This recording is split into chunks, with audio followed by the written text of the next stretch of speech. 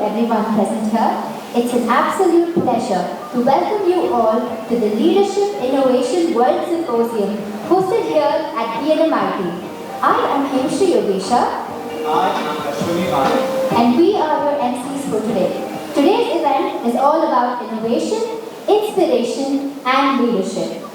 We are incredibly excited to have so many brilliant minds gathered under one roof. Each of you represents the future of leadership, and we can't wait to see where your journey will take you. Indeed. Today's symposium brings together extraordinary speakers and panelists, leaders who have redefined their industries and continue to inspire us all with their passion, dedication, and innovation. This symposium is designed not just to inform, but to ignite the spark of possibility within each of you. Throughout this session, you will hear from industry trailblazers, engage in thought-provoking discussions, and gain practical, real-world insights that will help you grow as future leaders. Our goal is to bridge the gap between academia and industry, and we are truly grateful for your presence in making this experience meaningful.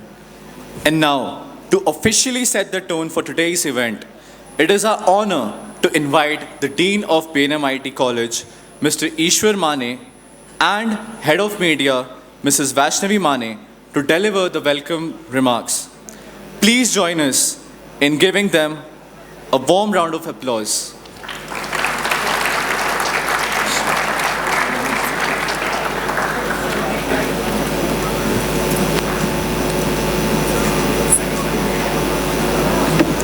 A very happy afternoon, and hoping it's a happier one, even a happier afternoon by the time you leave. I'm not going to introduce myself and waste time because all of you here know me very well, and the newbies I've met you all just yesterday. So before we dive in, I have a question for you. What is the most used phrase that most of us use when something goes wrong with your phone screen? Like if it's stuck or something, what do you people say?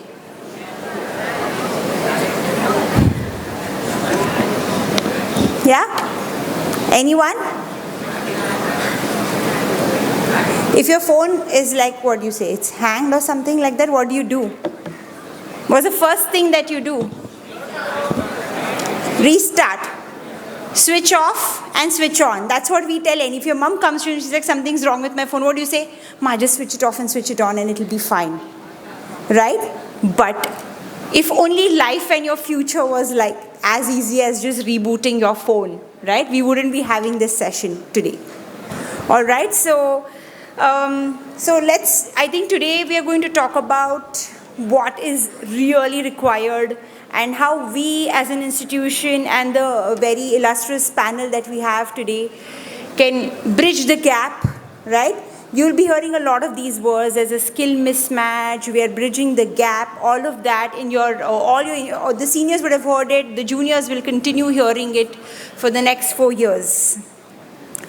So as we know that, change is a law of life, everything has to change, something what rises sets down, the sun rises, sets in the evening, just like that, the only thing that is changing about change is that change is changing faster, right?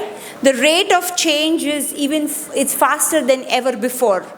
So as engineers, as all of you people who are, going to be the future leaders of tomorrow, how do we train you to be ready for the future, right?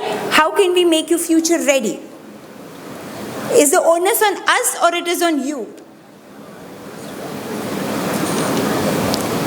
Is it our responsibility to make you future ready or is it your own responsibility?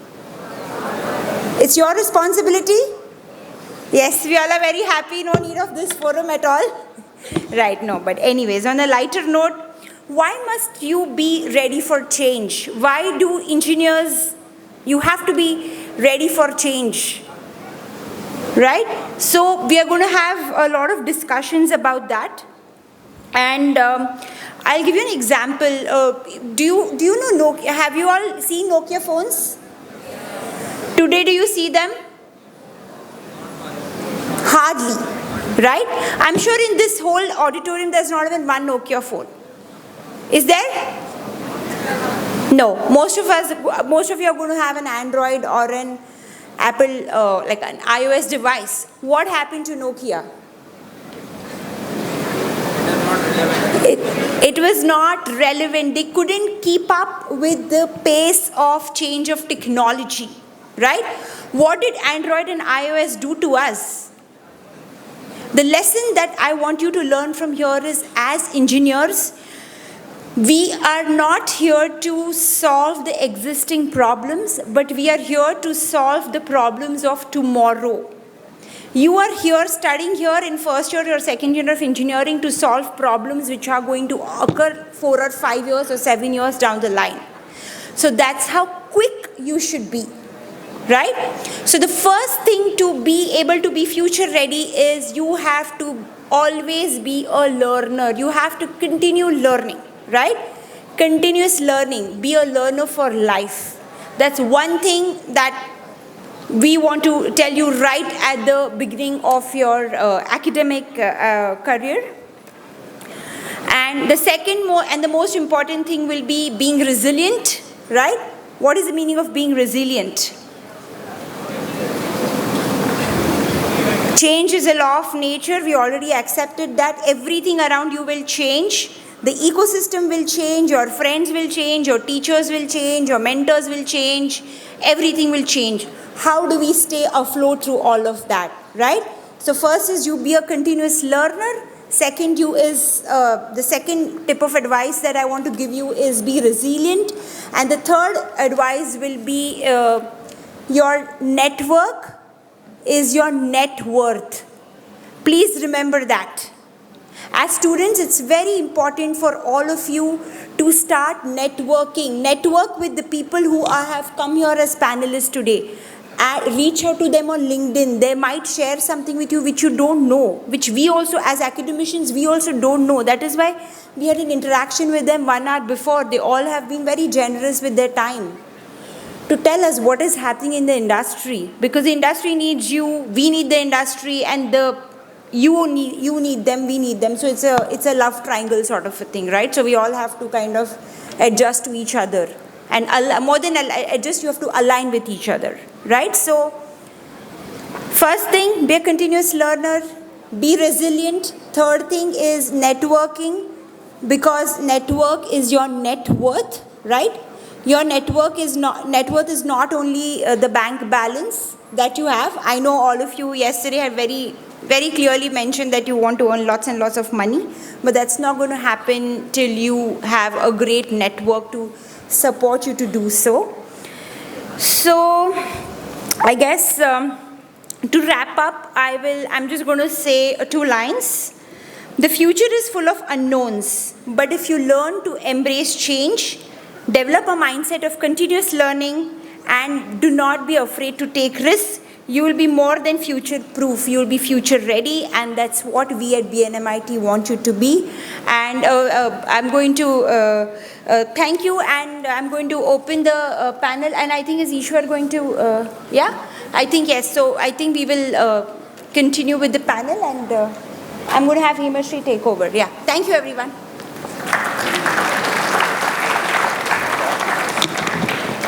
Thank you, ma'am, for setting the tone of today's symposium with your timeless wisdom and for gearing up the audience for today's session. We're now thrilled to introduce our keynote speaker for the day. She's an inspiration to many, a true icon of confidence and transformation. Miss Universe India 2014, Noyonita Lodh. Could we please have her AV played?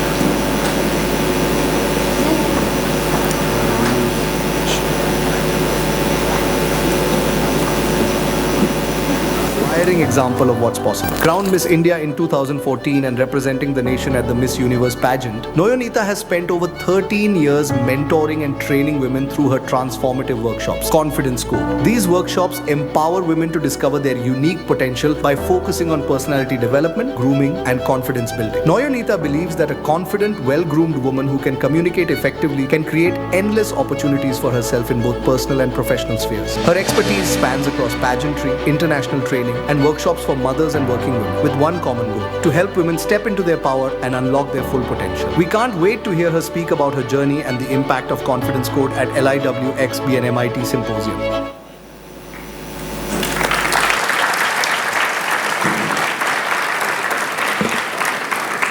Ms. Noyonita will be sharing her powerful insights on personal growth, self-confidence, and mastering the skills that drive success. Ladies and gentlemen, please join us in welcoming Ms. Noyonita Lodh to the stage. Thank you.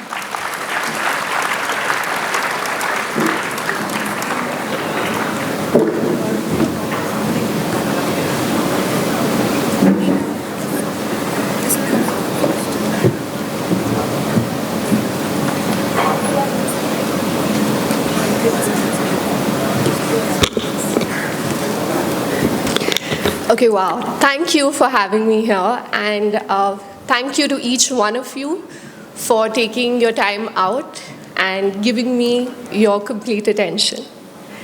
So today, I'm here to speak about a skill that not only propelled me to represent my country on a global stage and start a successful entrepreneurial journey, but it's also a skill that data clearly from a lot of research has proven to be one of the most important skills to get success in your social, personal, and professional life. It's a skill that is extremely essential across all fields, and yet it is often overlooked in fields like tech, finance, and engineering.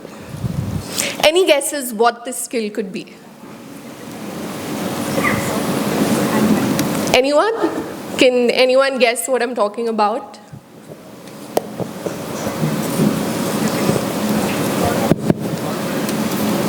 Okay, someone saying confidence. Any other answers? Okay, so the skill that I'm speaking about is EI. Emotional intelligence, or EQ, also known as emotional quotient. And now you might ask me, I've known and read about IQ, which is intelligent quotient, but why is EQ important and what is it? Now mind you, I'm not speaking about being emotional. Right? That's a big misconception a lot of people have when they hear this word, because they stop at the word emotional and they're like, oh, if someone is extremely expressive or vulnerable or just emotional in general, they probably have a high EI, which is emotional intelligence, and that's not true. Okay, so EI is a research-backed competency that is crucial and essential across all fields for the success of your social and professional life. I would like to first start with the difference between IQ and EQ. Right? IQ, as we all know, and of course all of you all are really smart, that's why you're in this college. IQ is intelligent quotient, which basically means your cognitive abilities, right? So things like logic, problem solving, anything that is specific to your job requirement, as well as academics. Now we know that. What is EQ? EQ is your emotional quotient that means understanding, recognizing, managing, and influencing not just your emotions, but the emotions of the people around you. To manage successful interpersonal relationships, as well as make decisions. Because the part of the human brain that deals with emotions, for the people who have it damaged due to an accident or by birth, they actually find it hard to make the right decisions in life. That's how important EI really is. Okay? And now I quickly want to do a small exercise with each one of you. I request each one of you to actually do it. I want you to take your hands and take one palm and place it on your heart center, where you can feel your heart beating. And yes, boys, I would like you to do it as well. I can see all the girls doing it. I want everyone to do it, okay? Now, as you have your palm on your heart center and you can feel your heartbeat, I request each one of you to close your eyes. Okay. And now I'm going to ask you a question, a very common question, yet a question that is hard for some of us. Keep your eyes closed, feel your heartbeat, and answer this question. How are you truly feeling? I'm going to give you some time. The question is, how are you truly feeling? Great. Now you can open your eyes. Most of us only know 3 to 4 emotions. Happiness, sadness, hunger, anger, that's about it. Right? And some of you might have answered that way as well. You might have just said, I'm feeling okay, or I'm not feeling okay. And that is because as we're growing up in school, teachers, parents, what do they ask us to focus on? They ask us to focus on academics, getting good grades, excelling in sports, as well as probably learning a few languages and knowing how to play a musical instrument. Eventually, life comes down to finding a job that can pay your bills. Nobody, and I repeat nobody, not even our parents or teachers or mentors, ever teach us how to manage emotions to our advantage. Emotions being the core of being a human being. And you can use those emotions to your advantage. I have another question for each one of you. How many of us here think that any negative emotion, if you ignore it completely, or if you just don't pay attention to it, or if you just don't know about it, it'll go away?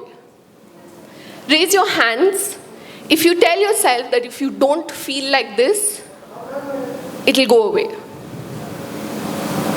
Great. There are, I think, a lot more of us who actually do that, right? We know we're feeling extremely sad or disappointed or jealous, or it could be anything, right? And we tell ourselves, listen, this is not how I am supposed to feel, and we move on with our lives. But that's not how emotions work. Any emotion, any prolonged emotion, when suppressed and hidden and just dismissed, gets stored in the body. And stored emotions manifest in negative ways. They manifest in form of chronic illness. They manifest in form of anxiety. They manifest in form of aggression, anger. They can manifest in forms of so many different toxic behaviors that you and I might not even be consciously aware of. Right? So now I want to show you, I want to demonstrate something for you, okay? This is how you appear, okay? This sheet of paper is how you appear in your personal relationships, right? And now someone who has never worked on their emotional intelligence, and they go through a breakup, for example. Suppose they're betrayed and lied to, and you can't speak about that to your parents, and obviously you can't speak about it to a lot of your friends. So you just keep it within you. Then you probably have family members who are extremely judgmental of you or are extremely strict, and you allow that perception to start affecting you. Now, when you get into a relationship with somebody else, because of your past traumas that you didn't deal with, you become someone who's emotionally avoidant, probably a liar or a cheater, XYZ. And eventually, this is how you show up in your personal relationships. The crumples on this paper are your toxic behaviors, or are those suppressed emotions which you're not really consciously aware of. Okay? Now, let me show you, demonstrate what low emotional intelligence can do in your workplace or in your professional life, right? Now, you are this amazing, hardworking individual. You are the rubber band, okay? You have graduated from this wonderful college. You have amazing academic qualities. You deserve the job that you've got. And if your IQ balances with the EI, emotional intelligence, any stress that you face, you will always snap back to being the productive, successful person you are meant to be, right?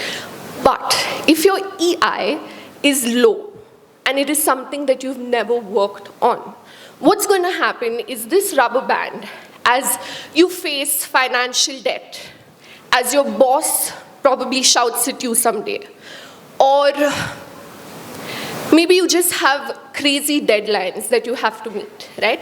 What is going to happen is you're going to eventually snap. You're actually going to snap eventually, right? So now that it's clear what the lack of emotional intelligence can do to us, let's get to the main point. How do we become emotionally intelligent? These are 6 steps that I'm going to share with you, which each one of you can take back. You can start doing it right now. It's free of cost. And if you diligently do it, watch your life change. The first step is, please acknowledge your emotions. Acknowledging does not mean you need to get on a call with a friend or cry and speak about it consistently. Acknowledging just means, hey, I'm stressed, and it's okay. Hey, I'm nervous, and it's okay. Hey, I'm depressed, and it's okay. Acknowledge it. Give yourself the power to allow yourself to feel. Second is become empathetic. Empathize with yourself as well as the people around you. If somebody comes to you with a problem, hold space for them. Learn to start listening rather than just hearing what the person is saying. And when you are empathetic to the people around you, you automatically become easier and more empathetic with yourself. The third step is find the origin of your emotion. Now, I'll give you a small example to this. Hold your thought. This is the third point, which is finding your origin of every emotion. When I won Miss India, of course, after you have a crown on your head, you feel you're the ultimate, you deserved it. And then your world opens. As a 19, 20-year-old girl, your world opens to the winners of 88 other different countries. Winners who are built different, who have had different experiences, who have had different training. And contrary to what people believe, pageants are not just about the way you look. Pageants are about how you inspire others. Pageants are about how you can be poised and graceful in stressful situations, how you can use that platform to make a change, and whatever change that might be. So coming back to my experience, once I was going for Miss Universe, I realized there were so many girls way better than me. Right? And what is our natural knee-jerk reaction to walking into a room where everyone around you is either more successful, more fitter, more richer, what is our knee-jerk reaction? We're usually always feeling jealous, right? Jealous is a common word that I can use. Now, if your EI is strong and if you've worked on your emotional intelligence, you can turn that emotion and become aware that usually jealousy comes from feeling inadequate.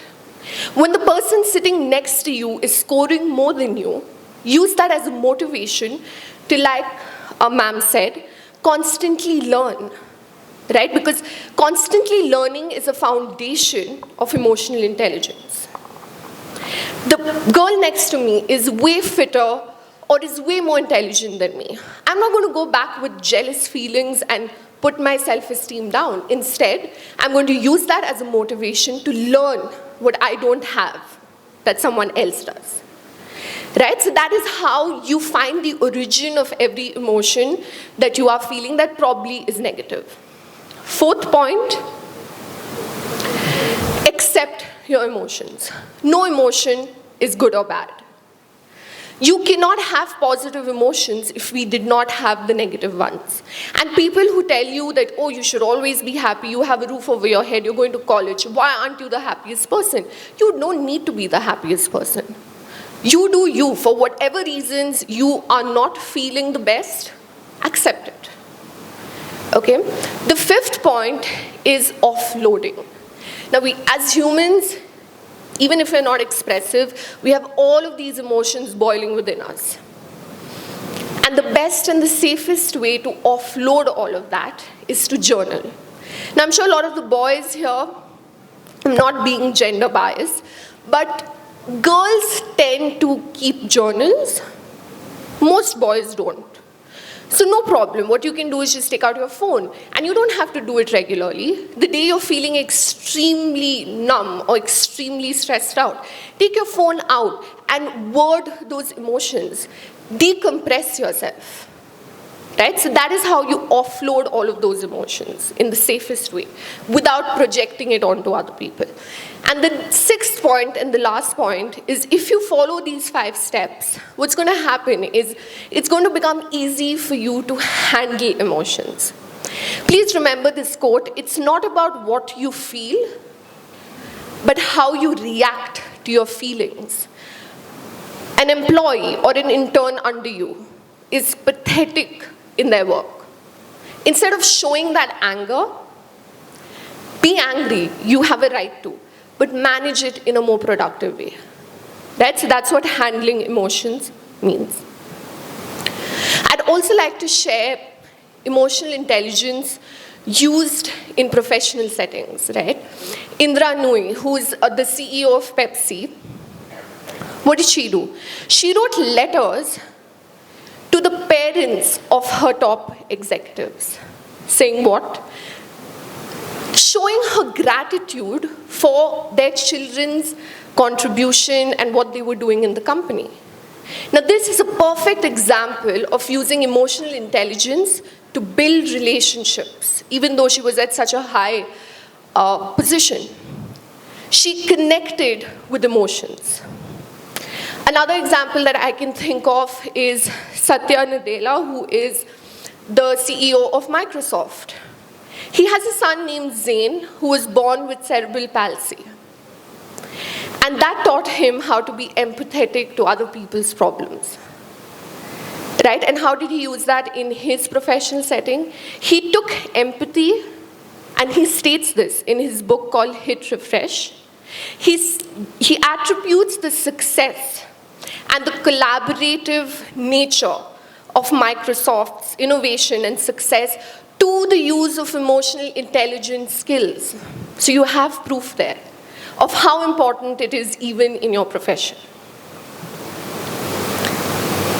Basically, what I'm trying to tell each one of you is whether you want to be a leader, whether you want to be a better partner in your romantic relationships, or whether you want to be the next tech entrepreneur. Remember this. Emotional intelligence is your superpower in a world where tech and AI is taking over the world, right? And if you master emotional intelligence, which is core of being a human being, you're not only going to survive, but you're also going to thrive in this competitive world. And before I end this very long talk, I would like to end with a quote from Simon Sinek. He says, leadership, can I get everyone's attention? Leadership is not about being in charge. It is about taking care of those who are in your charge. Thank you.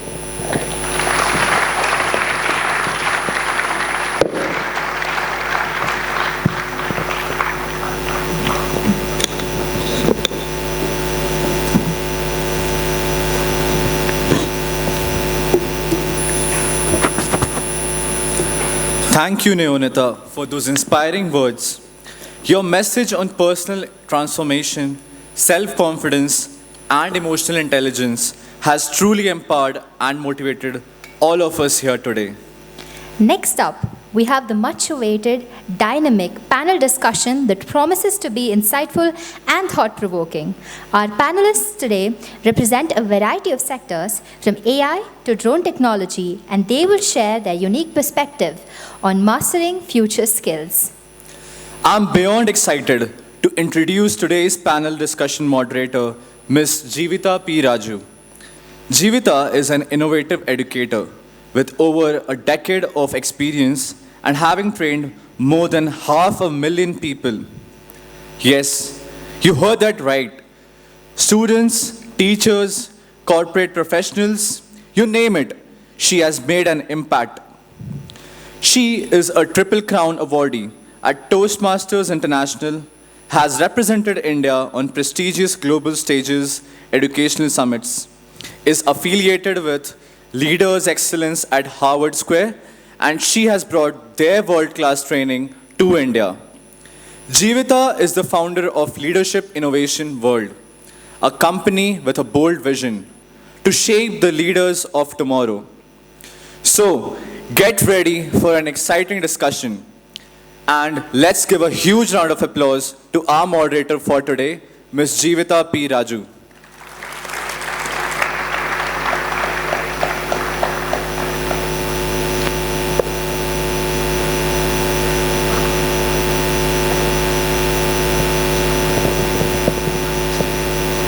Good evening, everyone. Oh my God, is this the energy? Good evening. We are talking about the future. You guys are the future. We have the best innovators sitting in front of us. And is this the energy, guys? Good evening. I'm very thrilled to be your moderator. We have some exciting panelists for the day. Do you know who our first speaker is, our first panelist is? Do you all watch Shark Tank? Yes?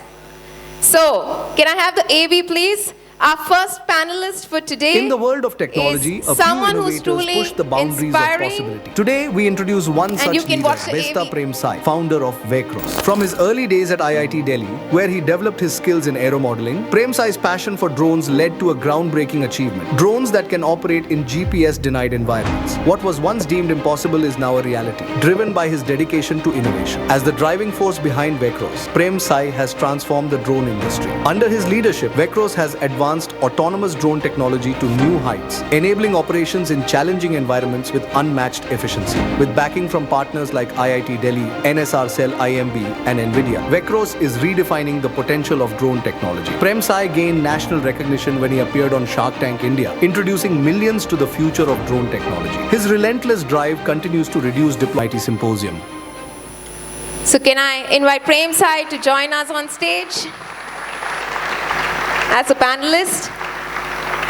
Next, we have the founder of Guitar Club, Mr. Pawan, to join us on stage. Can I have Pawan Kumar is a seasoned entrepreneur and data science expert with over 12 years of experience in building data-driven consumer product. Recognized by HDFC and Diners Club as one of the top 25 fintech founders in India, Pawan is making a significant impact in the industry. As the CEO and co-founder of Spence, he aims to put a credit card in every Indian's hand by offering secure credit card solutions accessible to all. Pawan's journey began with co-founding Guitar Club, a platform that brought live events to local community. Despite its success, the pandemic forced its closure. However, he persisted and co-founded Namaste, a quick service restaurant that has gained immense popularity and employs 350 people. His 6-year experience at LinkedIn saw him lead product data science, developing tools like LinkedIn Lite and driving massive user engagement. Pawan also spent time at Uber, co-developing key strategies like Uber Bus and WhatsApp to Ride, revolutionizing global user experiences. We can't wait to hear him speak about his entrepreneurial journey at LIWX BNMIT Symposium.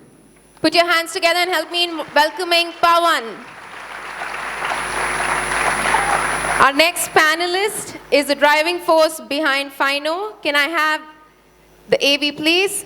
In the world of entrepreneurship, few redefine success. Today, we introduce one such leader, Aniketh, Jain, co-founder of Fyno.io. After earning his bachelor's in computer applications, Aniketh broke tradition to co-found Solutions Infini in 2009 with Ashish Agarwal. What began as a college project grew into a $35 million B2B company with 150 employees. His strategic vision led to the formation of Kalera in 2018, a global cloud communication platform listed on the New York Stock Exchange with a turnover of $110 million. As an investor in over 20 startups, Aniket continues to shape the future of B2B technology. His new venture, Fyno.io, is a testament to his unwavering commitment to innovation. Beyond entrepreneurship, he's an ardent marathon runner, embodying dedication in all aspects of life. Aniket Jain's remarkable accomplishments are creating endless possibilities for the future of technology and entrepreneurship. We can't wait to hear him speak about his journey at LIW X BNMIT Symposium. Put your hands together and help me in welcoming Aniket Jain. Next panelist is all about making technology more human. He is the driving force behind Slang Labs.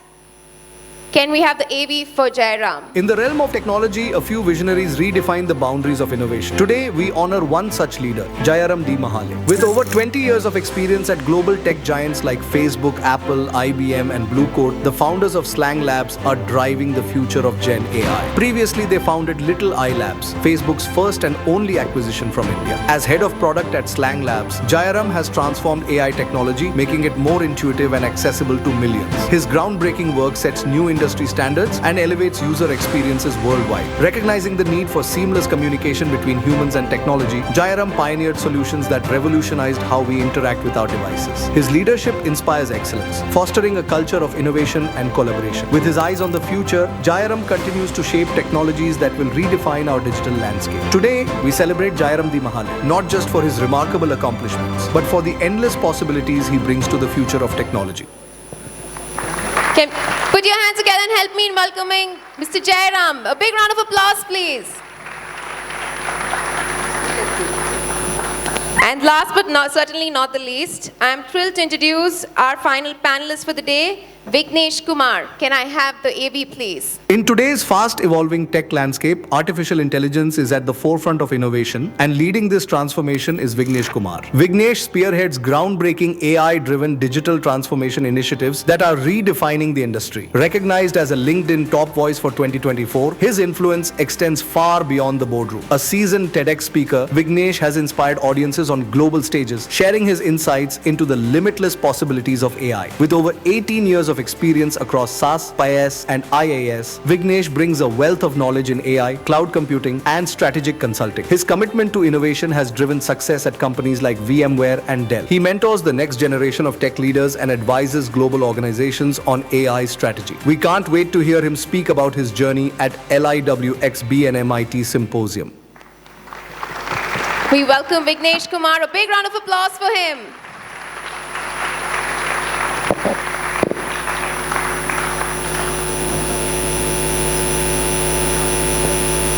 So I'm very excited for today's panel discussion. How are you guys feeling? Good. Feeling a little cold.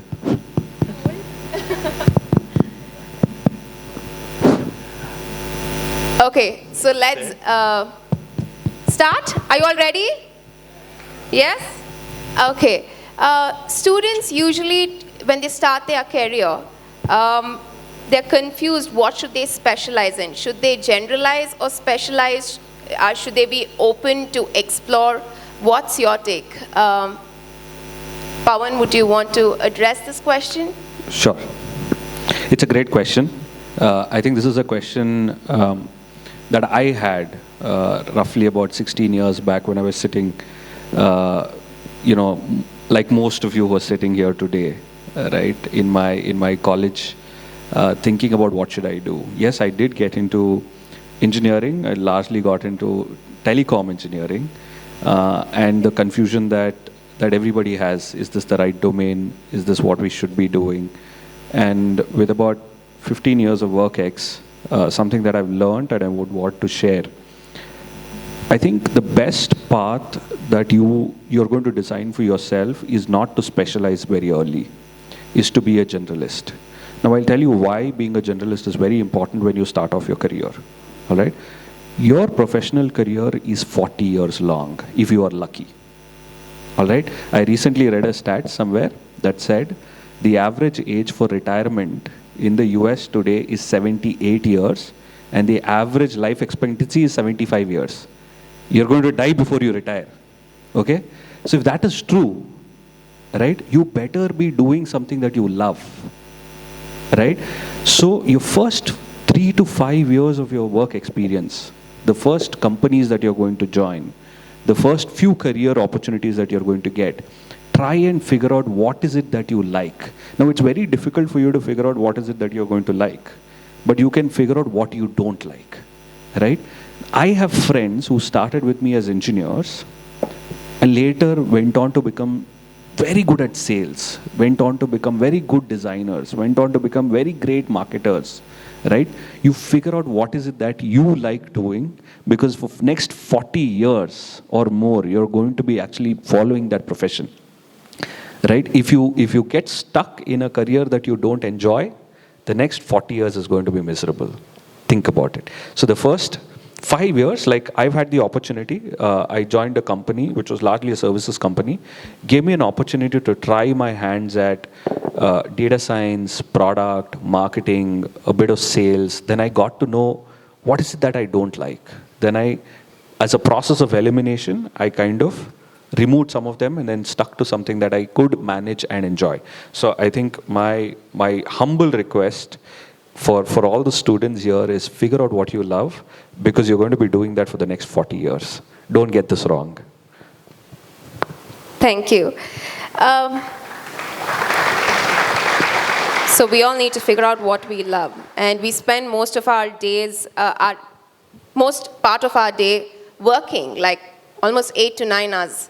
So that's true. Now AI is vast and powerful, and it's natural for people to fear it might replace jobs. True?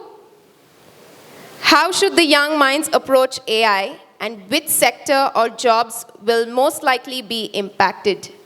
Jayram, sir, would you want to address this? Right. So, to put it simply,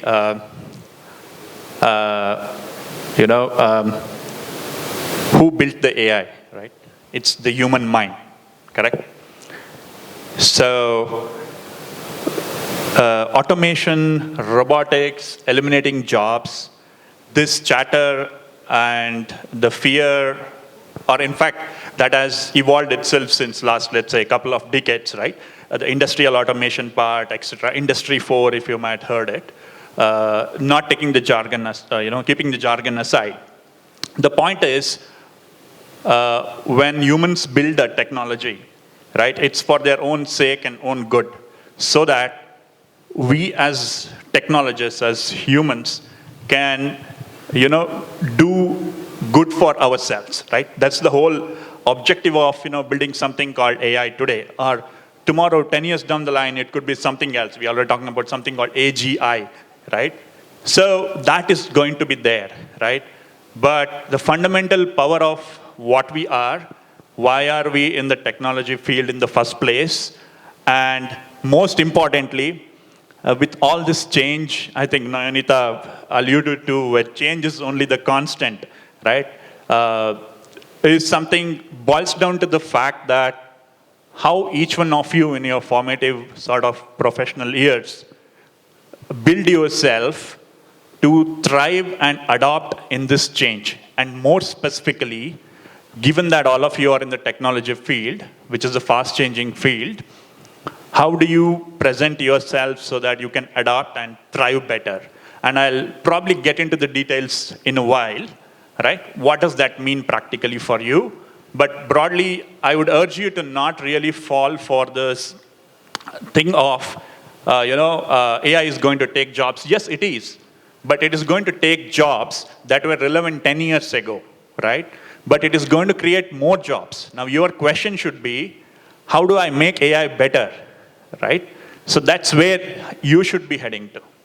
Or how do I make use of AI better so that, I can build businesses, I can overall give back something to the society by building a business or making lives easier, right?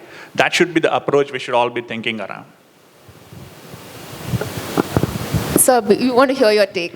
Yeah, I think just to add, so the famous quote from Jensen, NVIDIA CEO, right? He said, it's not AI which will replace you. It's the person who's going to use AI will replace you, certainly. Definitely that person will replace you. So I think this happens in technology every now and then.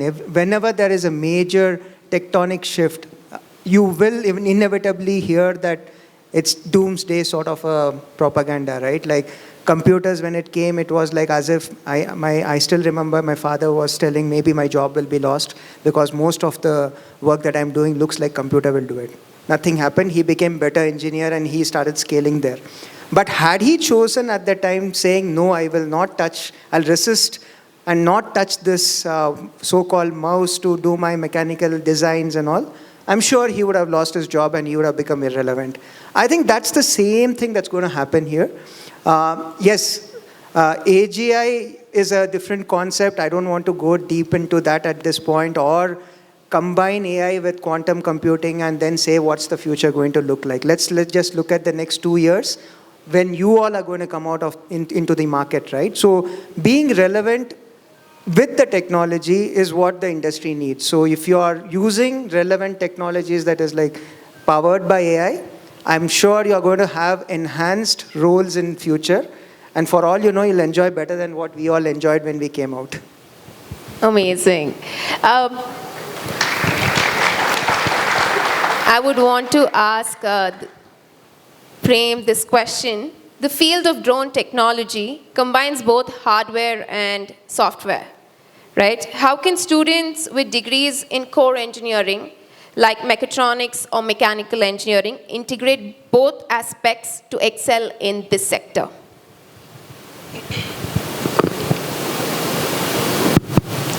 Well, that's a nice question. Today I see a lot of guys going for AI, software and everything. So we had a famous quote inside our office or in our startup itself that first sip of any engineering will take you to software engineering, but at the end, hardware is waiting for you.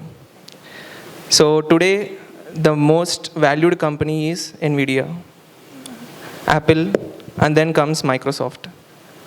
Both two are hardware companies, and then comes the software. Hardware is where the software runs and where the core heart is there. And if you are missing that as an engineer, you are missing out on a lot of stuff. And today, engineering is not linear. It's not like you are a civil engineer, you are going to build bridges.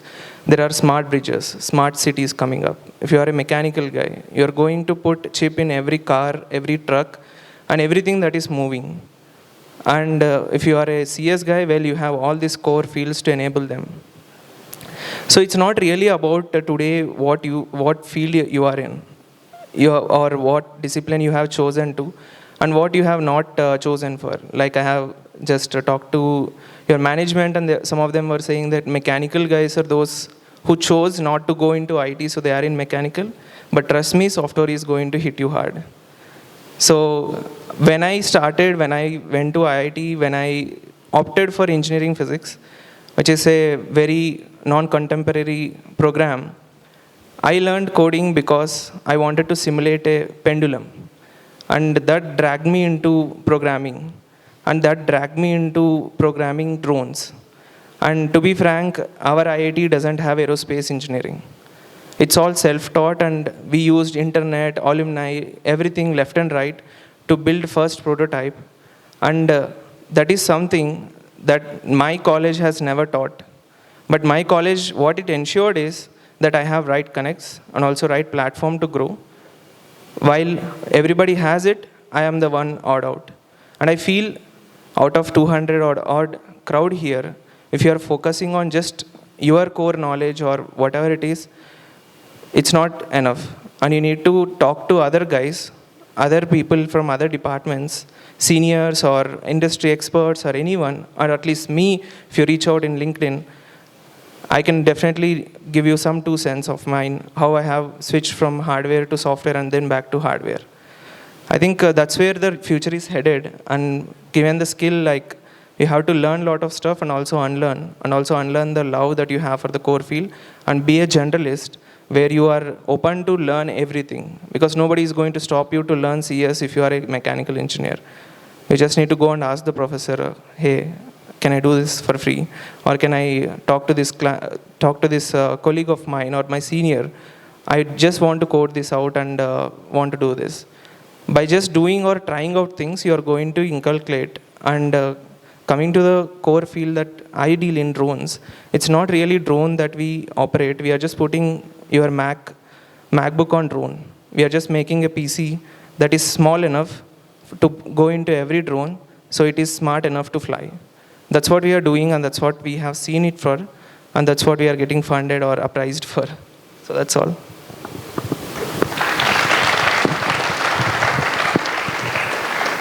Also to add, sir, just want to understand, you've been spearheading giant companies.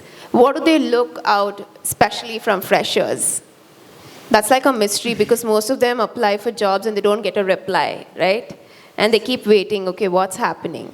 So what do the giant companies actually expect out of freshers? Yeah.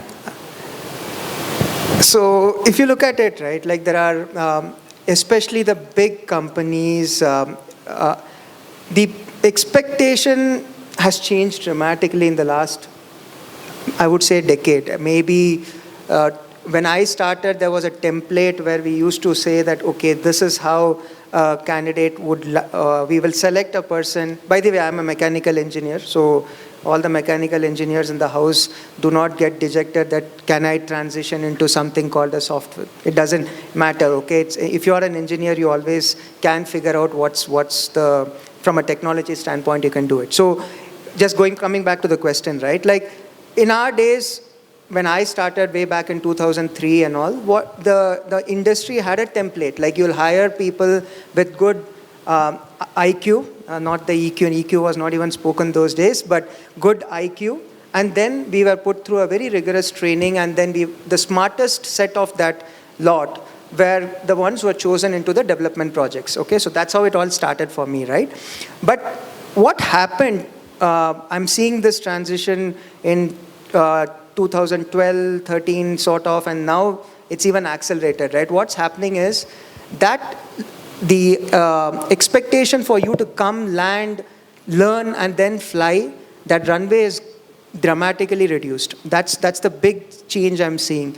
The expectation is, and I don't blame the industry, because the technology is evolving at that pace, right? Especially the comm science grads here, or someone who is interested in going into the tech space. By the time, if you're taking 6 months like what I took in 2003, already you might be learning an obsolete model. That's how things are evolving and the pace at which we are evolving. And that's why the industry more and more is starting to ask for people who are ready. Like when they come in, it doesn't mean that they start from ground zero. If there are 10 steps, can you meet us at 6th step or 4th step, 5th step? Great if you land someone who's at the 8th step, 9th step, right? Because they are the ones who are instant winners, and we can just deploy them into active projects, live projects. So that's the expectation that big companies have.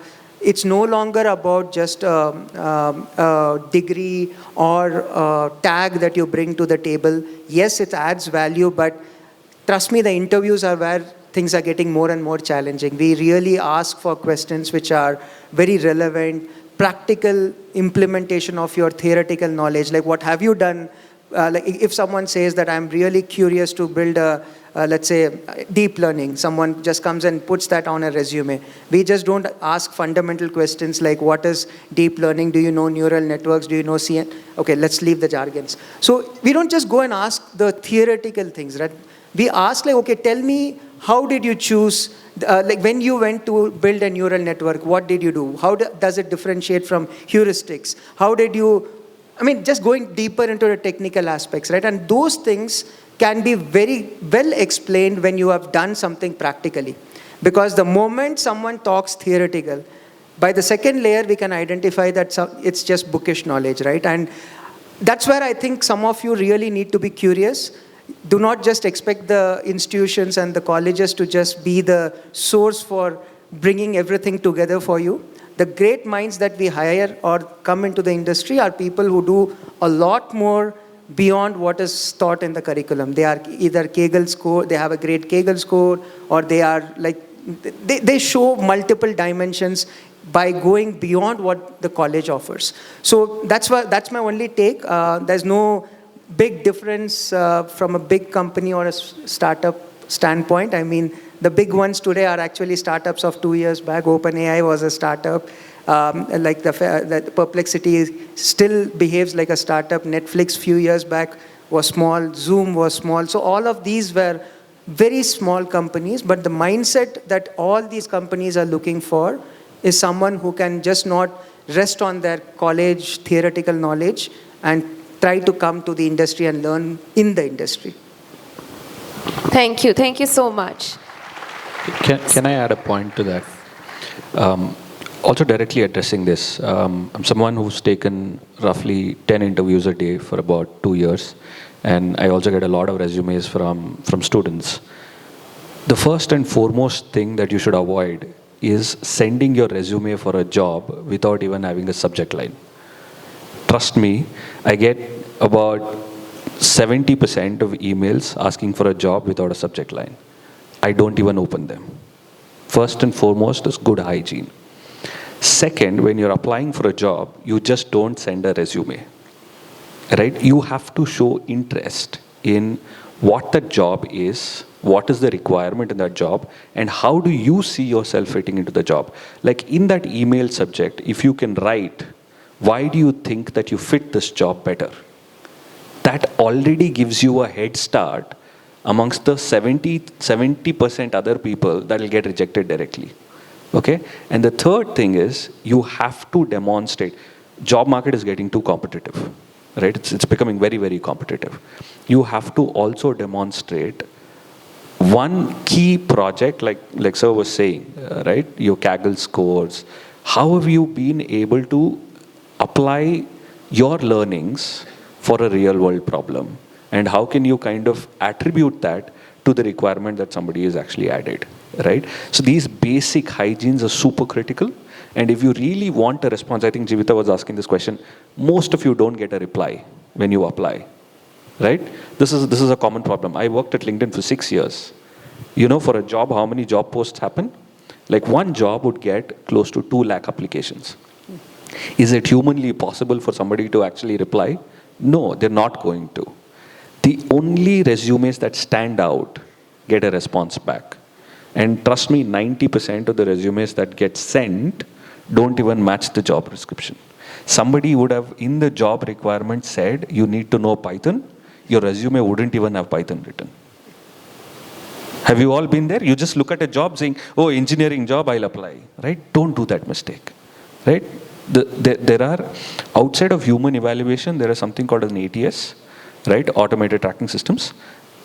Those systems will actually kind of remove you out of the system very early on, right? Ensure that you're applying for relevant job, and when you're applying, put in that little bit of time to say why you are best fit for this job. That's the first way for you to get noticed in an application process. The rest is your skills, right? If you don't solve the first step, you don't even solve the later steps. Does that make sense? Thank you. Can I just ask one example, because maybe that will make it very clear, right? How many of you have GitHub profiles here? Oh, wow. Okay, great. That's really encouraging. Okay. Okay, so I'll tell you a live thing that happened a couple of years back. Okay. There were candidates sending me left, right, center resumes, freshers, 3-pagers. Okay. I don't know what. My resume is 2-page. I don't know, 3 pages and projects, internship. And one lady sent me her GitHub profile.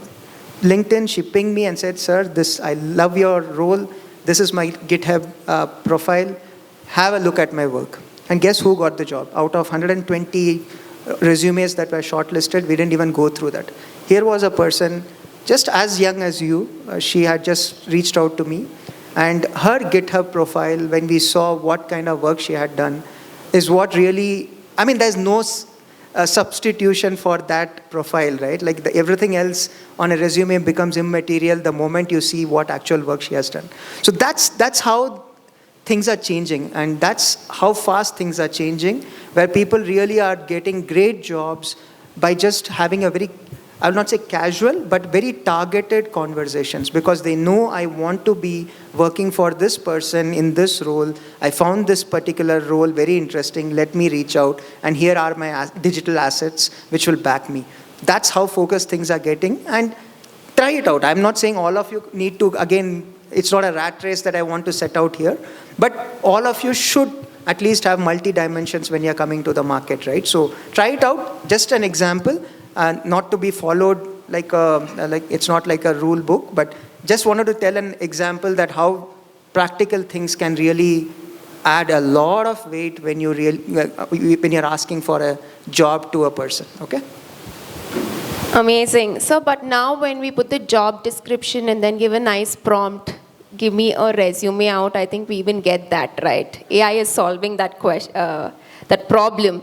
So the next part is, okay, we get through, we get an interview, and that's where we get rejected. So Aniket, I want to understand what kind of people do you want to hire in your team? Like, is it the mindset? Is it the skills? Is it the marks?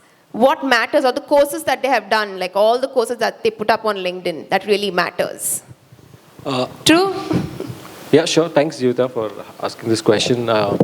Look, I think generally in the last 15 years of me working, what we've seen is that the approach is a lot more important. Like we look at like an approach, how do you go about it? How do you like put in, like I think today we were talking earlier just before this session, we were just grouping and we were talking about design thinking. How do you sort of bring everything in a design thinking framework, right? Just about looking at problem, how do you approach the problem? How do you look at the problem and what are your thinking on the solution? Most of them miss fundamentally, they only start talking about the outcomes, and therefore you miss the bus. What we look at is a complete circle of journey from starting, how do you solve a problem? Which most of them, get into this bucket where you get rejected. There are also other aspects of getting rejected is like no clarity of thought, what you want to do in life, like where do you want to get started, how do you see yourself growing up the ladder, up the value chain in the next 2-3 years. I think the other is that there's a lot of expectation, setting forefront. I've seen that most of the interviews that we do is that if people come with less expectation is always better. Then you can always you can aspire for more. But I've seen people who ask for a lot more in terms of money or expectation of role, ask too many questions because it's a cool thing to do. But then it becomes all those are a sort of a negative parameters for you to get scored down. So you have to have the right set of approach, balance, questions, right framework to sort of apply in these job markets. And I would rather suggest that you should not be you should be taking interviews, you should be probably entrepreneurs, founders, some of you. How many of you here want to become entrepreneurs, founders? How many of you? Wow, that's like a good number. Crazy. And how many of you think can become, has some hook to become entrepreneur? Wow. I think they all got inspired by you folks, guys. No, that's what we're here for. That's why I keep coming to college. I think to remove this bias, we wanted to ask, before you saw Aniket, Pawan and Sai, how many still wanted to be founders? Still. That's so inspirational, folks. Yeah. So that's Now, sir, you've been a startup mentor. I'm sure every other day there are a lot of people who DM you and ask you, sir, I want to be mentored. And I feel anybody who wants to have a startup needs a mentor, right? So you've mentored so many people. How do you choose that this is the startup that I want to mentor? What do you see that spark? Yeah, see, a mentor-mentee relationship is like, make it simple, it's like a husband and wife relationship, okay? Because you have your days when you are completely way off, but some days you really have fun, right? But end of the day, you can sustain that relationship only when you have the basic core ethos which are aligned. And for me, that beyond the profitability and beyond the economics of running business, I enjoy mentoring startups which have a social impact along with it. When I say social impact, not the CSR bit, like the solutions when they uplift the go to the grassroots level to uplift someone, those startups really get my attention. Because, I mean, some of the startups are in agri startups, some are in healthcare, in rural parts of India. And these are startups which are trying that combination to be profitable. You need to be profitable, you need to show the returns, because that's when the funding comes in, right? So that is important. But at the same time, their story also has a huge positive impact when it's reaching the grassroots. So that's the combination I generally like. Obviously, being a tech person, many startups are reaching out only with that mindset of, can you guide us in the AI bit? That adds another dimension, yes, because it's fun to work in new tech and see their stack, what's happening. But broadly, these two things are what I look out for when someone comes for mentoring on a startup. And also this whole thing of Shark Tank, fueling the startup ideas, I want to go give a pitch there, and people get inspired. So tell me your experience at Shark Tank. How does it go? We really want to hear from you. Do you all want to be featured on Shark Tank? Yes, no? Or you just want to make money? That's more important. That's more important. Money is the first priority. So we want to hear from you. What was your experience? How does that work? So, I kind of have mixed feelings about it, because 10 minutes into it, our drone crashed. And the entire audience who saw it, like, I go to everybody and I introduce, like, I am so-and-so, I run this company, we were featured on Shark Tank. Or like, which season? Who gave you fund and all? I was like, you remember the drone crash company? I was like, oh yeah, that guy's for you. I was like, yeah, that is fine. I was like, so what happened is, after that crash, my co-founder came out of the shooting room and she literally cried. It's like we went with full confidence that this is something we have built from scratch, put in like 3-4 odd years, published patents, and we have a lot of substance that we are going to shine like anything.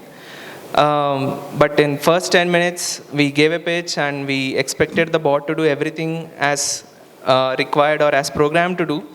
The only unknown variable was the shark coming in and taking the controller from my hand, which we didn't account for.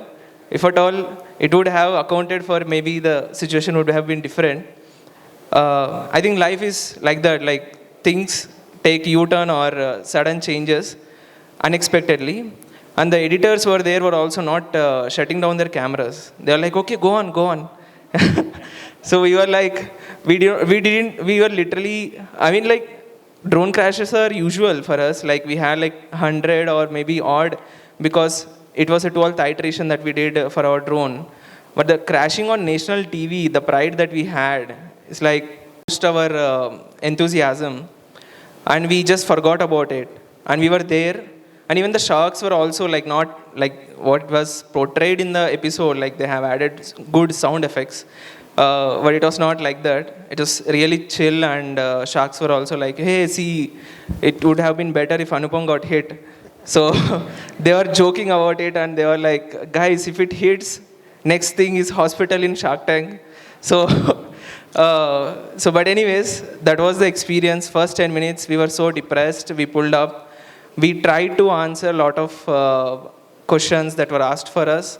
And we finally pulled off a check thanks to Aman, founder of Boat, who saw that though we had flaws in our tech and whatever presentation we have done, he really appreciated grit that we had. We didn't give up even though we had a good acquisition offer that we got on plate, that the company is really big, doing good business, and they want to just take our startup and include us as employees in their startup.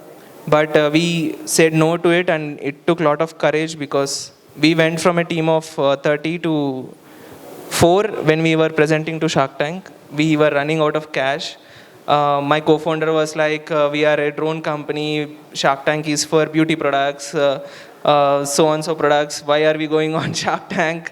And I was like, no, this is, at least if you are going to die, let's die big. Let's show everybody that we have tried something very odd. So I was able to convince her, and I think that's what made her cry also after Shark Tank. So it was a good experience. It took like around 3 odd months of grinding process. They do a lot of stages, do pre-auditions and everything. But to be frank, on the tank, nothing gets stopped. So cameras will be rolling. No, it's like this panel discussion itself. You have live everything. Sharks are there. Even matter of fact, for us, they told us that it's just a practice session. You just go and give a practice pitch. The moment they opened the doors, sharks were there. And I was like, I mean, the TV, the sensationalization thing, right? Like they want to capture that raw emotion. So I was seeing that playing live, and it felt surreal, and it was over by like 2-3 hours. And the moment we came out, it's more of like a, how can you say, like if you are in a trampoline, you jumped and you came out, the adrenaline is kicking in, like, oh, we just did it, like we were on Shark Tank. But afterwards, we have to wait for another 3 months to air the show. That is another journey that we had. But in the meantime, that Shark Tank thing has helped us a lot, and we found a customer who was searching for a drone that we made for 2 years. And Failure is okay. Don't be afraid of failure. If you're afraid of failure, you're not going to try new things. If you don't try new things, you're not going to innovate. Right? College is the first place. I think I've had a beautiful experience in my college. My college taught me it's okay to fail. College is the best place for you to try so many different things and still be okay to fail because nobody is judging you. Right? That should be one of the biggest takeaways, I think, from your experience. Yeah, definitely. Also make a joke of it. Thank you so much. I'm sure sometimes we have this, like we should have done this differently, or maybe have chosen the other path. Like you said, when you fail, you're like, no, why did I even try this, right? So my question to Aniket is, you've experienced a diverse journey from starting a bootstrap company to achieving a 100 crore milestone, being acquired by a global company, and even an IPO, right? Looking back, is there anything you would have done differently? I would have probably made 10,000 crores if I had not sold. I mean, I'm just joking. See, the wants are always unlimited, right? I mean, looking back of building business for about 12 years, I've realized that it takes a longer than 10, 12 years, 15 years to build a sustainable long-term business. It takes that perseverance, that relentlessness in your approach for those years. Every day just getting up and showing up, sometimes it feels like boring, but just doing that work every day, every month, every year has to go through that process. Everybody, right? And I'll tell you, there's no shortcut. So one of the things that we would have not done is that we would have not done IPO, we would have not sold our company, we would have probably sticked on a little more longer. When in 10 years of our journey, we saw that there was a inbound interest to acquire our company, and we quickly sort of surrendered to that with a little bit of money, right? And I wish that we had just sticked around for a lot more longer, is what one of the learnings has been. Also, like the other thing that I could have built an even bigger and better brand from India, because post-COVID, India sort of economy boomed in a very different direction. Too many positive things happening in the country. So I think those were some of the sort of key things happened around this. And if you're in that right time, right place, you will actually go through all those cycles. And everybody has to go through that cycle for a successful outcome, I would say. It takes that much long journey. Nothing comes shortcut, nothing happens overnight. I know a lot of people here make like good, quick money, like 10,000 a day or 15,000, 20,000 a day, but those are not sustainable, honestly, right? Building business long term, just being entrepreneur takes that journey. Also, money is something that I can tell you a little bit of advice from that. One of the things is that I have built business. When I made my first money, it's not about buying fancy luxury things. It's about how do you make the money work for you rather than you working for money. So a lot of people talk about saying, hey, you know what, in 30, if you invest right, you become retired and all of that. It's actually it's a very gimmicky thing. It's about how do you sort of plan your life much better. It's much beyond all of those short form content. So think of that it's a cyclic journey and you have to be at all those moments in life to get a better outcome. Amazing. So now let's open the forum for students to ask you all questions. So you can ask question to the speakers. Who wants to go first? Entrepreneurs, no, you all want to become.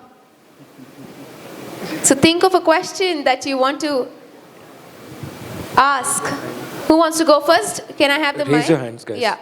Please raise your hand. So they pass the mic to you.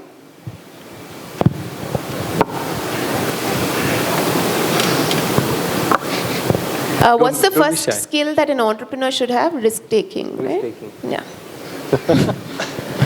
Ask questions. First ask questions. Who wants to go?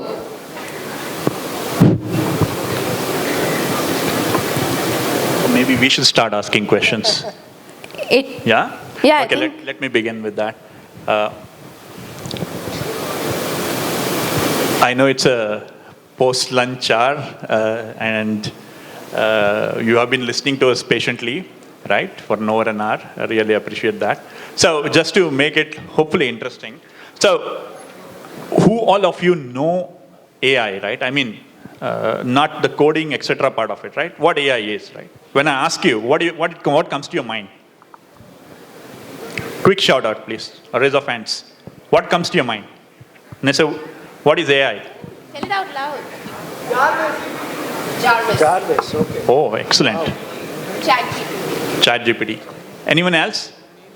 So, would you agree it's Jarvis or ChatGPT? Okay, good.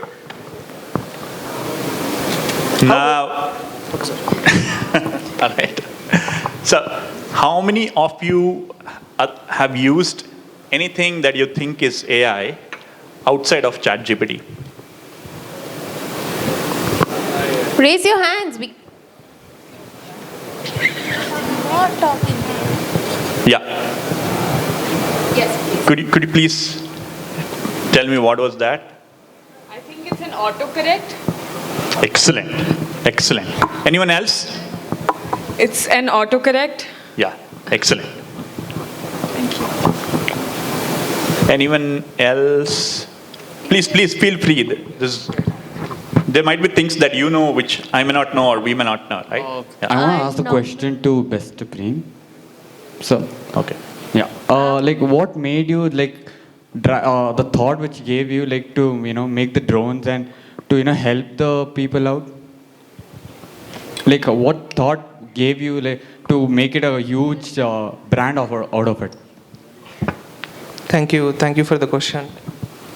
I think we can give a huge round of applause for him. Like, he asked a question. He'll surely become an entrepreneur. Well, yeah, I mean, there was a lot of risk and he took it. So let's give him a reward. Also, if you reach out to me, I can also chat with you. What is your name? What? Shravan, okay, I'll remember it. So, Shravan, to be frank, I never wanted to do drones. So my journey is little unorthodox. So if you know, like before IIT JEE itself, I had some small group of guys who are entrepreneurial business in nature. So we used to like bunk classes, go to movies first days. But I was like odd one cut out. I used to be a backbencher, but with a top grades. So that is something that I had, which my friends didn't had. But after going to college, IIT, they were like, okay, you are in IIT, let's use that. Let's go and do something saying that, oh, you are an IITian, and if you say something, we are going to believe it. So that kind of mentality, like we started with a news website. So back then there was no React.js or whatever it is. I went into college in 2014, graduated from in 2018. So 2016 is when I was talking to different guys. I said ki there were a lot of famous websites like Scoop Woof, you know. There was in Telugu we have something called Chai Biscuit. So all those things they were coming up. We were like, okay, we will also do one thing on our own. So we thought we will try. We failed terribly in building a website. But I got something out of it. Like I knew how web technology works. I knew what is HTML was. I knew what was CSS. So all this stuff we did it because we just wanted to like make a fun website like others were doing back then, and just wanted to give it to our friends and try. And then came next venture where we tried building a game app, and we built a app so hard that nobody was excited to play it.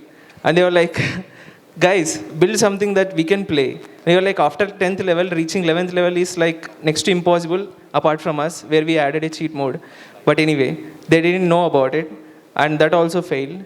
And then comes the drone stint where one of my roommates, we were like, an event was happening like this, and they called us to be volunteer. And I went to just volunteer. So just to like see what's happening and what's not. So there I met a senior, and he was hardcore mechanical guy, and he was like, let's make a drone, because here we are seeing small kids coming and talking about their RC planes and all. So that's how my drone journey has started, and I was always into it for fun. I never wanted to like thought I will make a big venture out of this, because before Vecros I was doing blockchain. In 2017 and 18, blockchain was huge, and people are getting funded left and right. Matter of fact, one of my project was also got eligible to get $1 million in funding while I was in college, 4th year. But what happened then was, the next part I have realized, the cool fun part and money part is okay as a startup, but I had a problem with my co-founder, or he had one with me. And that even despite having that funding didn't go forward. So what I did was, let's stick to what is fun. I skipped my placements and I tried to focus on patents. So I thought, if I'm doing this for fun, let's do it for one patent and see what happens. Maybe move to US, or maybe like work for a company. If you know, like there's a company which does drone light shows. Have you ever heard of it? So he's like 2 years senior to me, the co-founder. So he was from Delhi itself. He was there. He was also struggling like a lot of startup entrepreneurs do. But I had first-hand experience to talk to him, to learn from him what software goes into drones, what hardware goes into drones. And he was kind enough to like extend that gratitude to teach me, or like give some 2-3 tips on what to pursue. While they are doing good now, we are doing good in completely different domain, which is also okay, where I found this passion to continue drones because I was interacting with senior and I was at the right place. And it was never my intention to like help anyone or like do drones big, but that eventually came when we saw that we gave first drone to someone who was using it for national disaster relief programs. And we were very excited that something that we built, something that was in my thought, it's like you see beautiful moon, you paint it out. And you think something which is like a beautiful drone, and you see it live flying, and you have programmed it with your own hands. It's kind of like a surreal experience that you experience. And that's what I was grateful enough to experience. And after that, after doing all the technology, people were itself, they were like, can we use this drone here? Can we use this drone there? Can we use this drone so and so application? It was okay that we didn't know what we wanted to do finally after building this technology, but the people who found it, like giving a cell phone to a kid, they know exactly what they want, and they were able to use it. And that's the most exciting, I think, part of being an entrepreneur. Amazing. Thank you so much. So now we'll move to the fun segment, the rapid fire round. For this, I request Noyonita to join us on stage. We want to ask you, so the rapid fire round works like this. So each of you will get a series of 5 to 7 questions. You need to be quick, you need to be rapid, and it's just what comes to your mind first. Who wants to go first among all of you? Who wants to go first for the rapid fire round? Maybe Pawan. Pawan, no? She needs a chair. Yes. Can I have a chair, please?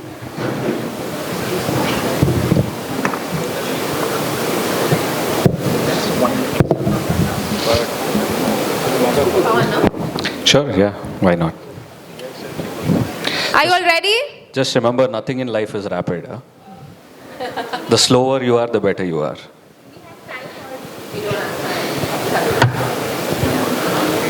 Okay. If you could teleport anywhere in the world right now, where would you go? Home. That's the best place to be, right? Okay. Bengaluru is famous for its IT industry. If you had to rename it with a quirky name, what would you give? Nammur dosa. I mean, Bangalore should be all about filter coffee and dosa, right? Now, this leads to your next question, your best and favorite dosa joint in Bangalore. I think I have one. I have several ones. I'm a big dosa and idli buff. I keep traveling. CTR, I think, would probably be number one for me in the list. What's one smart city feature you wish Bengaluru could have right now? This is getting implemented. This was a paper that we wrote in 2010, which is to look at the traffic density and allocate time. That's getting implemented now. I think most of the traffic, if you're seeing the new traffic lights in Bangalore with WAC written on it, that's what they're doing. So if there is traffic higher in one lane, there'll be more time dedicated to it versus then you don't have to keep waiting as a repetitive contour. Amazing. See, I think they like the rapid fire round. Entertainment industry, food industry, or fintech, which is your favorite? Just chilling at home. Right? No industry.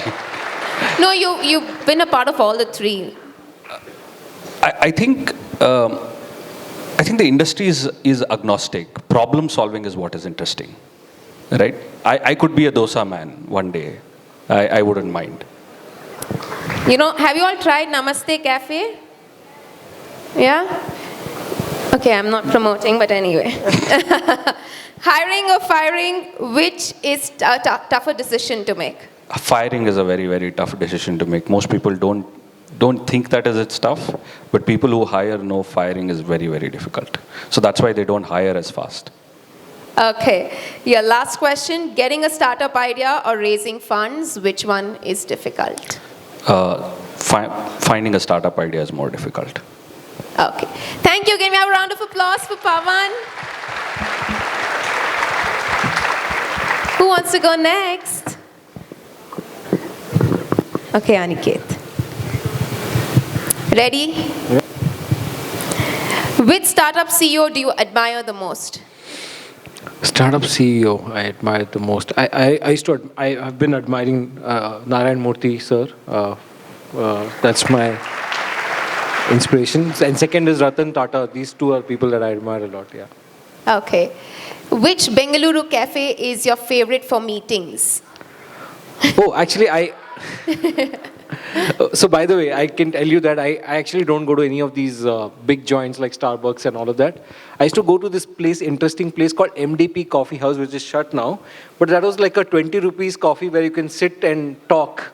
And that's the place I like. So I'm a big fan of filter coffee and dosa. So that's a place that I would hang out with. Amazing. Running or yoga? If I say yoga, then my wife will be happy. If I say running, I'll be happy. So let's keep it yoga for my wife. Yeah. Okay. Which feels more like a marathon? Building a startup or running an actual marathon? Both are killing and drilling, man. I mean, both will kill you emotionally. Running will kill you mentally, physically. So both are like... but it's fun to do marathons because, I think I've started enjoying marathons. So I would say now marathon building, I've built companies, so now I want to take a little bit of backseat and just have fun running. So running a marathon. Okay. What's one thing startups need, but they don't realize it at first? Startup needs good quality leadership. I would say leaders means, not leaders, good founding team, I would say below founders, a team that can sort of push beyond the founders itself. Just the status quo of everything should not go to the founder, but if the guys who can think from first principle thinking, challenge the status quo, I would look at those leaders. I would look at people who can build companies with founders for 10, 12 years. I think those are the guys I look for. And your last question, what is the best way to stay productive as a founder? Hey man, so best way to stay productive is that do something apart from your core work, like running or fitness or something that you like, passionate about photography or wildlife. Anything that you enjoy, keep doing that very early on in life, because the first best chance that you get is your 20s that you can do this. Probably the second and the third best chance is your late 20s and 30s. So go for it in the first attempt. Start liking a hobby. Have something that is not something like a non-mainstream to your work. Okay, thank you. Thank you. Okay, who wants to go next? Ready? Jayram, sir. Yeah. What's one feature you wish Bengaluru traffic management could AI enhance? Absolutely. I think we should flag. So I have a priority order which I have prepared, right? So who are the ranked order of violators? The first one is auto rickshaw walas, the second are BMTC, the third are the yellow cab guys. I think if I were to build an AI system, I would flag them automatically and send it to, traffic commissioner's database right away, right? And I think 80% of a problem will get solved. Coffee or tea? Which one powers your creativity? That's a hard one.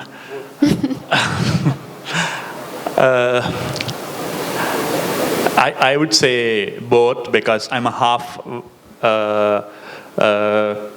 coastal guy and half Bangalore guy, so I like both. When I'm in Bangalore, it's coffee. When I'm around hometown, it's always chai. So, yeah. Okay. If you could attend one tech conference anywhere in the world, which one would that be? That's tough one. I would love to be in one of those. It's not a conference, but one of the Apple's annual, releases in person, per se. Yeah. Okay. Next startup capital of India, according to you? I think HSR. But I think it should be something we are able to drill down more and more great ideas being executed beyond the congested cities. I think that's what I wish for. I think the whole talent, the capital, everything hopefully gets more and more sort of decentralized.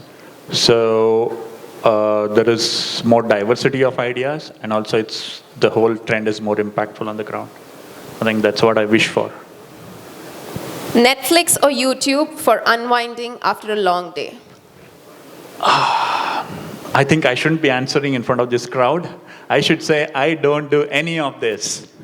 But to be honest, I think for the diversity of content, so I watch most of which is current affairs, right? So it's mostly YouTube. Yeah, that's about it. And so much less of Netflix, because Netflix doesn't provide as many documentaries as to my liking. So. Awesome. Biggest Bengaluru tech innovation you have seen? One is definitely Namayatri innovation per se. Yeah, one that comes to my mind. The first app you check in the morning? Zerodha. And that's your last question. Thank you so much. Can we have a big round of applause? Who wants to go next? Noyonita? Vignesh? Okay. Ready? Sure. Are you all ready? Yes. Awesome. What's your current favorite tech gadget? Current favorite tech gadget. Okay. I'm trying to get one, the rabbit gadget, but that's still not out. But definitely would want to look at the iPhone 16, especially, which is coming out. So let's see how it goes. Awesome. One book or podcast that inspires your work? Yeah, I'm a podcast kind of guy. So books also, I'm more of the audible person. So not something, maybe my, if I look at my senses, my ears are better than my eyes maybe. So I always take it through my ears. Any podcast you recommend the students to watch? So there are AI podcasts, not specific. I'm not going to name people, but if you go to Spotify, the big tech companies have, like NVIDIA and all, run their own podcasts. Take those podcasts which are genuinely coming out from the actual creators, rather than, I mean, when I say podcast, listen to the core tech rather than opinions on the core tech. Best advice received from your mentor? Interesting one. Okay. Some context, all of us have put in 18, 19 hours continuously. It has happened in my career a couple of times. Burnouts are reality. So one phrase I keep very close, which he keeps uttering whenever I'm in some crisis is, end of the day, you can still walk out. Family comes first. So that's something that I keep as my guiding light. Okay. If AI had emotions, what emotion would it show the most? Oh, that's a big debate. There is two groups here, right? Sorry, this doesn't look like a fireside chat anymore. It looks like a fireside chat rather than a spontaneous answer. But already people are saying that it has its own emotions. But according to me, if it had emotions, it might actually have a very cognitive side of it, because that's where it is trained at this point in time. So maybe a frustration could be the first emotion that might come out, because that's where it is actually playing at this point in time. Nice. What's your go-to snack for a late night work session? Boring answer. I follow a strict diet, so anything after 8 is strict no-go at our house. So we don't have late night snacks. So that it's either maybe it could be a green tea or something like that. Not beyond that. Yeah, I can't resonate with that group for sure, because I know my daughter brings new Cheetos and this and that, but I'm way off those. Okay. So what is the biggest advantage and disadvantage the Gen Zs have? Biggest advantage, okay. You're blessed to be in a time where tech is booming, and in a country where things are all coming together, right? Like everything is now coming together for you to thrive. Where Gen Z is getting lost a bit is overload of information. I think that's where you need to put those filters. not necessarily completely be off the radar, but please consume things which really add value to whatever you're learning, right? Just don't waste your time using the same content again and again. Okay. Your last question is, who is your dream LinkedIn connection that you haven't made yet? Oh, that's... I have tried this couple of times to just sneak into Satya's, Nadala's. I've sent him requests, but yeah, I admire him as a person mainly because of how I've seen him transform Microsoft. And if at all I get that link, connect, maybe that will be the most cherished at this point in time. Amazing. Thank you so much. Can we have a round of applause for Vignesh, sir? Who wants to go next, Noyonita or Prem? Okay. Ready? Yes. If you could relive one moment from Miss Universe, what would that be? I think it would be the moment I met Donald Trump, because the year after that is when he became a president. So I think I'd have a very completely different conversation with him, because he owned the Miss Universe organization at that time. Amazing. Wow. Confidence or beauty, which matters more? Wow, I feel like I'm back at Miss Universe. But I think beauty is very subjective. What I find beautiful, the person next to me might not. And I truly believe that we should never put ourselves in a box and allow someone else to tell you what is beautiful. So, of course, confidence. Amazing. Your favorite city in the world? Bombay, Mumbai. And who is your biggest role model? So strangely, while growing up, I never really had role models because I feel role models are humans at the end of the day. Of course, you can learn from each. I can learn so much from you. And there's no one particular role model, really. The best advice you've ever received? I think this was before I went for the Miss Universe pageant. Lara Datta, who is a former Miss Universe winner, she was the one who trained me. And this is the one advice that she gave me. She said, I think one of the speakers here mentioned that life will always throw a curveball, right? Like your drone failing and stuff like that. There are certain things which are not under your control and you can never fully plan. And that is when things go off track. Is your resilience is what matters. So yes. Modeling or mentoring, what is more fulfilling? Definitely mentoring. To see someone take away and learn something from your experiences is way more wholesome. Your last question, Bengaluru in one word. Home. Home. Thank you so much. Can we have a round of applause for Noyonita, Lodh? And our last rapid fire round is for Prem. Are you ready? Yeah. Are you going to be rapid? Let's try as fast as drone. Okay. Your first question. If your life were a book, what would the title be? Already Speed Breaker, so...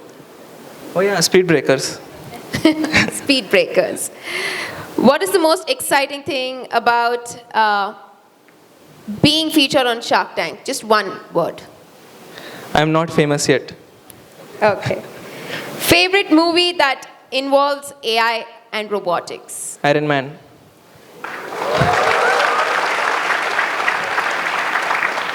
If you weren't working in drones, which tech field would you explore?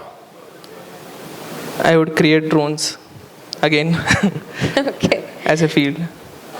What's your go-to Bengaluru food? Karam dosa. Karam dosa. I have been here since 3 months. I just recently shifted. What is the most surprising use of drones you have discovered? Put a light and do drone light show. So that was a very surprising thing that I have seen. And my last question for you is dream city where you'd love to test your drones? Mars. We are inspired by Musk's vision to send a drone to Mars. We also had a conversation that if we are going to design drone for a Mars environment, how are we going to do it? So Mars is the goal. So let's see if we can survive. Thank you, and that's a wrap of our rapid fire round. A big round of applause for all the speakers. We had wonderful insights from each one of you, and that comes to an end of our panel discussion. Any last words that you want to say to the students? So I want to leave something for you to take away. Hopefully it's going to be some exciting bit, or you feel good about tomorrow. So you're all in first year, second year, right? So you might not be really got your hands on advanced programming, etc., right? So how many want to try out to build something with AI? Anything that you want to, right? In quick time, without having to really do it. Okay. Here is what you need to do, right? Go to conva.ai, right? So spend 5 minutes. You can come out with some experience, anything that you want to imagine in your head, and try it right away, right?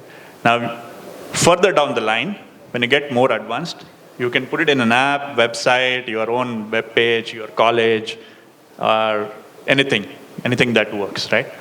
So can we begin with that? So that will be a great takeaway from this discussion. I mean, at least something tangible sort of for you to appreciate that, okay, I got done and I can see that, right?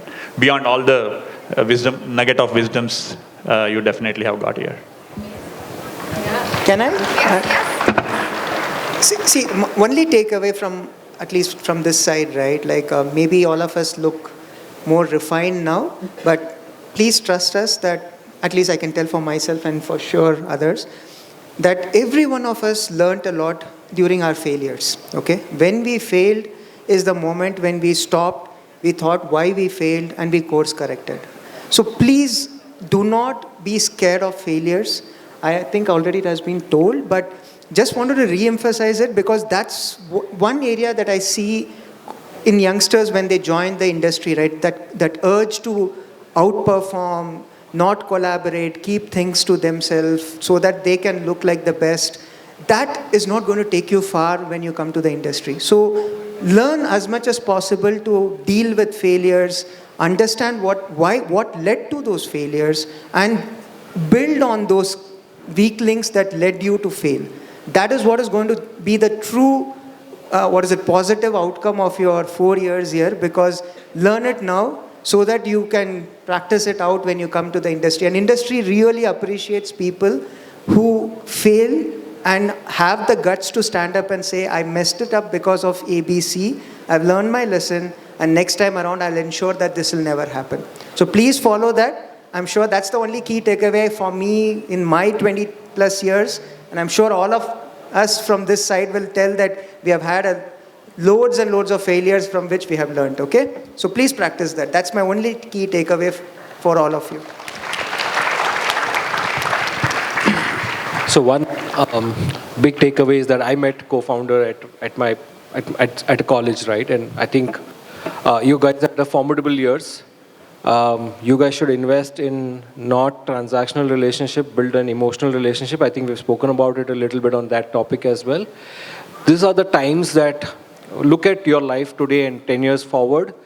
Most of you will be, either some of you will be entrepreneurs, some of you will be working as a leadership in some responsibility. At some point, a lot of this sort of collaboration will come together. So invest time in building those relationships, foster those relationships, and then everything else is a greater outcome. The foundational layer is that this is where you can meet your partner, co-founders, and think of a problem that you can solve after.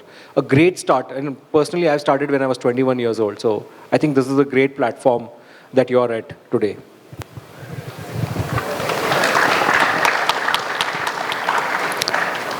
I can share something from my own personal experience. I think this is relevant for most of you.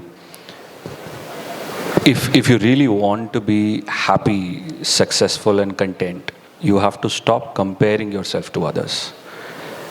What social media is doing today is painting a very rosy picture. You should stop believing what you see on social media And two, your biggest takeaway should be to stop comparing yourself or somebody else's success to you. That should be one of the biggest takeaway, and you should model your life along with it, because everybody is different, every path is different, everybody's journey will be different, right? You have to find that journey for yourself, and don't get too caught up into, you know, my friend is doing this, or he got this job, he got this internship, he went to this company. All that you will see with time and experiences. Yes, your friend might buy a car today, you will buy a better car tomorrow, right? Don't worry if he has a Swift today, you might actually own a Mercedes-Benz tomorrow, right? So stop comparing yourself with others. Just do what you're good at doing and what you love to do.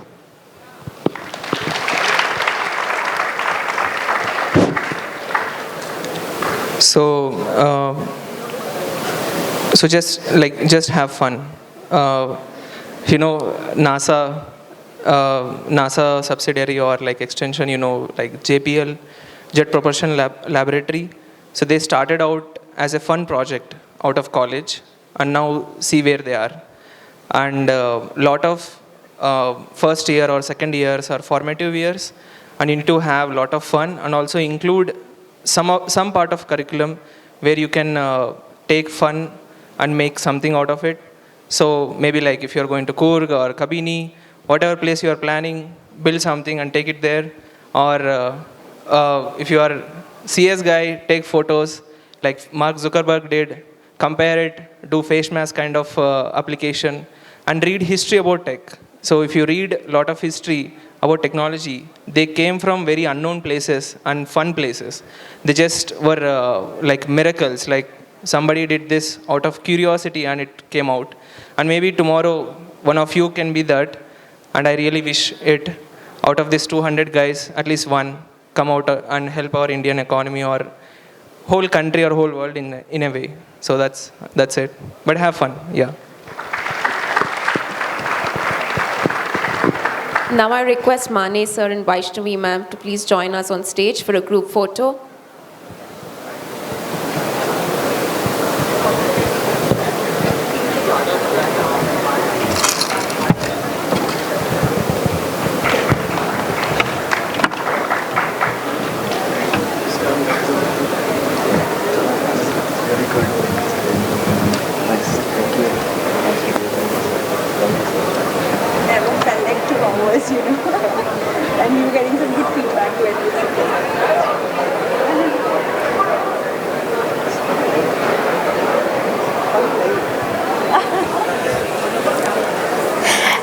As we draw to the close of this Inspiring Leadership Innovation World Symposium, it's our privilege to deliver the vote of thanks. We are deeply grateful to everyone who contributed to making this event a grand success. I request Mr. Ishwar Mane and Mrs. Vaishnavi Mane to present a token of appreciation to our esteemed speakers. First and foremost, we would like to express our sincere thanks to our keynote speaker, Ms. Noyonita Lodh, Miss Universe India 2014. Thank you for sharing your powerful insights on personal transformation and self-confidence. Your inspiring words have undoubtedly left a lasting impact on all of us here today.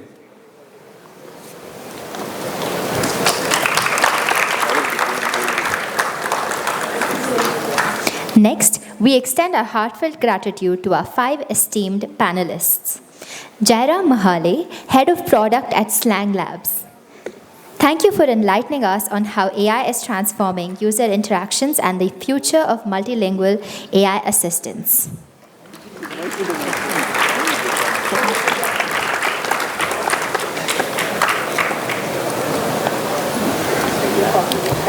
Mr. Vignesh Kumar, Director and AI Evangelist at Cisco, your expertise in AI and leadership, coupled with your insights into business transformation, was incredibly valuable. Thank you. Next, we have Mr. Aniketh Jain, founder of Fyno and angel investor. Your journey as a serial entrepreneur and your perspective on scaling businesses globally have certainly inspired the budding entrepreneurs among us. Thank you. Mr. Besta Prem, founder of Vecros, thank you for showcasing the future of drone technology and spatial AI. Your passion for aerial robotics is truly inspiring.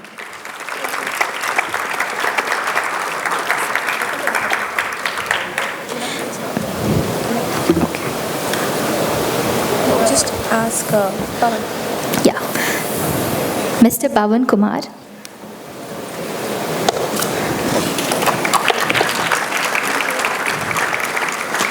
CEO and co-founder of Spence. Thank you. To our distinguished Dean, Mr. Ishwar Mane, and our Head of Media, Mrs. Vaishnavi Mane, we extend our heartfelt gratitude for your constant support, guidance, and vision in making this symposium a reality. Your leadership continues to drive our institution forward, and we are fortunate to have you at the helm. A special mention goes out to our organizing committee from Leadership Innovation World, Ms. Jeevitha P. Raju, the founder and our engaging moderator for today, Ms. Shruti K. Murthy, Head of Strategy and Partnerships, Ms. Daniel Musharraf, Head of Administration and Operations, Ms. Divya Lakshmi, Head of Planning and Coordination. We thank you for your tireless efforts, planning, and seamless execution that made this event a grand success. We would also like to extend a heartfelt thank you to our volunteers. Your dedication and efforts ensured that everything went off without a hitch. And finally, to our audience, thank you for your engagement and enthusiasm throughout the session. Your presence here makes events like these worthwhile, and we hope you leave feeling inspired and equipped to continue your journey towards mastering future skills. Once again, thank you all for being part of the Leadership Innovation World Symposium. We look forward to continuing this journey of innovation and leadership together. Until next time, stay inspired and keep innovating. Thank you.